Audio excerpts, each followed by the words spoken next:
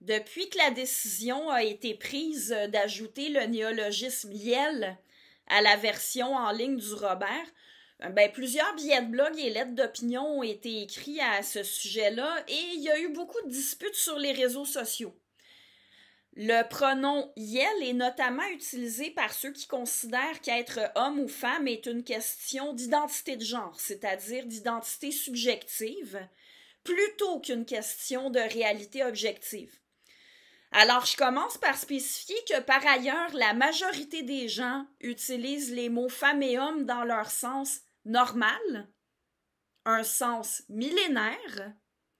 Les hommes sont les mâles de l'espèce humaine et les femmes sont les femelles de l'espèce humaine. Non, c'est pas parce qu'on associe une identité de genre aux personnes en fonction de leur sexe. Ces mots-là réfèrent directement au sexe. Ils n'ont jamais communément référé à des identités de genre. Ils ont toujours référé aux humains selon leur sexe. Parmi la minorité qui prend pour référence l'identité de genre plutôt que le sexe, ils sont nombreux à admettre aussi que certains ne sont ni des hommes ni des femmes parce que leur identité de genre est autre et ils qualifient communément ces personnes-là de non-binaires.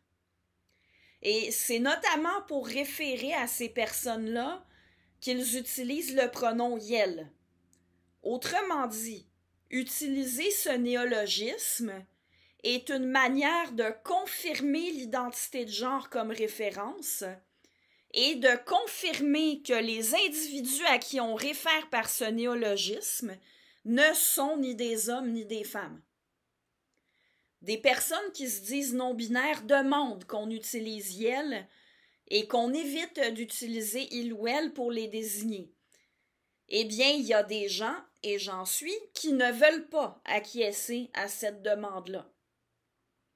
À ce sujet-là, j'ai eu affaire à pas mal de monde qui affirmait que ça pose aucun inconvénient pour nous d'utiliser YEL quand quelqu'un le demande, mais que pour les personnes qui le demandent, ça fait toute la différence.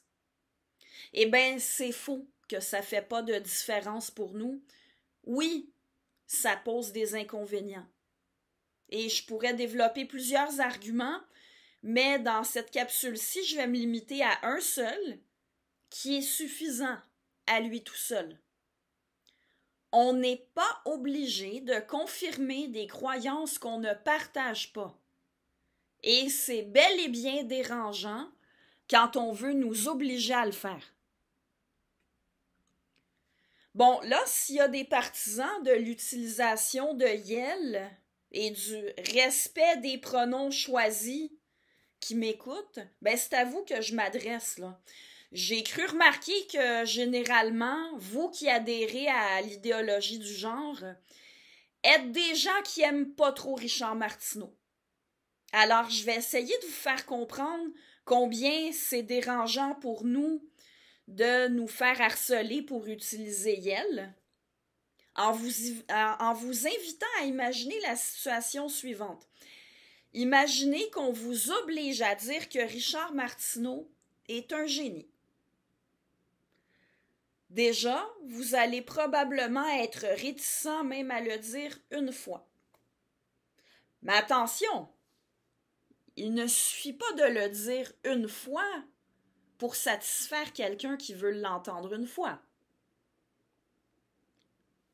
Non, non, non. Chaque fois que vous parlez de Richard Martineau, vous devez dire que c'est un génie et vous n'avez jamais le droit de dire quoi que ce soit qui contredirait l'affirmation que Richard Martineau est un génie.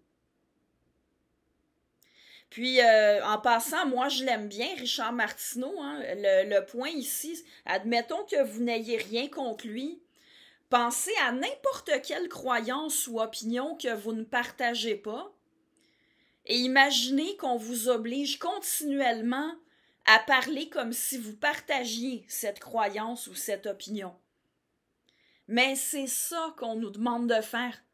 avec le pronom yel et plus largement avec la demande d'utiliser les pronoms que quelqu'un choisit au lieu d'utiliser les pronoms comme on utilise n'importe quel mot, c'est-à-dire selon les règles collectives de la langue.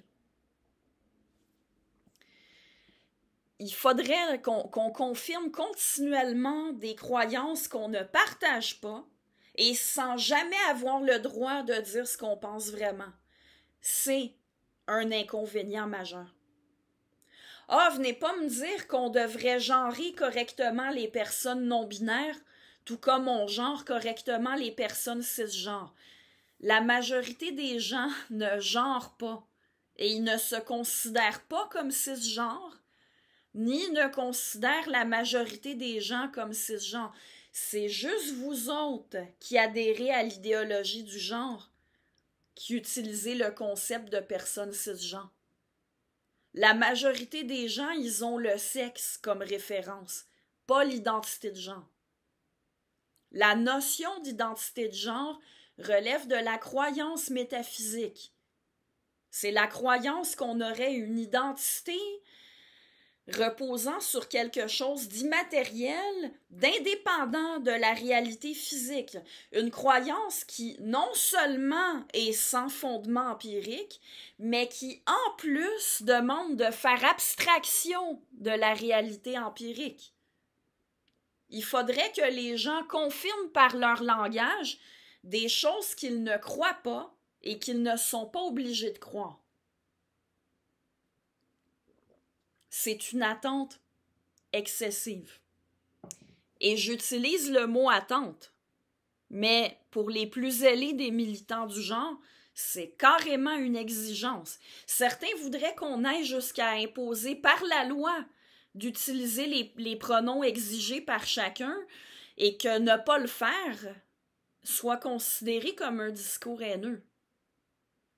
Ne pas confirmer des croyances qu'on ne partage pas, ça ne relève pas du discours haineux. Quand j'ai affaire à un catholique convaincu qu'il a une âme, je dois le respecter comme être humain, mais rien ne m'oblige à lui confirmer qu'il a une âme. C'est la même chose pour l'identité de genre. Les autres sont libres de croire qu'ils en ont une. Mais de mon côté, je n'ai pas à le leur confirmer. Les gens qui se disent non-binaires, ils ont un sexe comme tout le monde. Et ça n'a pas à devenir tabou. Les références qui sont importantes pour la majorité des gens n'ont pas à disparaître du discours commun.